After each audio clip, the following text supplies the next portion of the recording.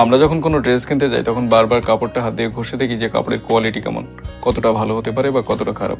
কিন্তু এই ভিডিওতে আজ একটি বিষয় বলবো, যে বিষয়টি জানা থাকলে আপনার কাপড় হাত দিয়ে দেখার দরকার হবে না। আপনি নিজেই বুঝতে পারবেন এই কাপড়ের কোয়ালিটি কতটা ভালো এবং কতটা কমফোর্টেবল। আপনি হয়তো খেয়াল করবেন প্রত্যেকটি ড্রেসে একটি করে ট্যাগ লাগানো থাকে। আমরা ট্যাগ দেখে কাপড়ের কোয়ালিটি চিনব। যখন কোনো ড্রেসের ট্যাগ সম্পূর্ণ কালো কালারের হয় এবং তার উপর সোনালী কালারের সুতো দিয়ে লেখা থাকে, তখন জানবেন এই ড্রেসটি খুবই দামি এবং খুবই ভালো কোয়ালিটির।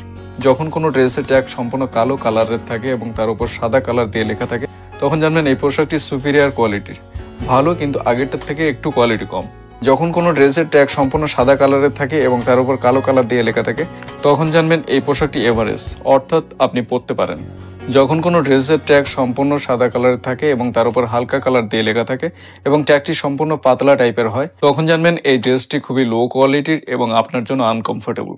তো এরকম ইনফরমেটিভ ভিডিও দেখার জন্য অবশ্যই চ্যানেলটিকে সাবস্ক্রাইব করবেন এবং ভিডিওটিকে লাইক করবেন।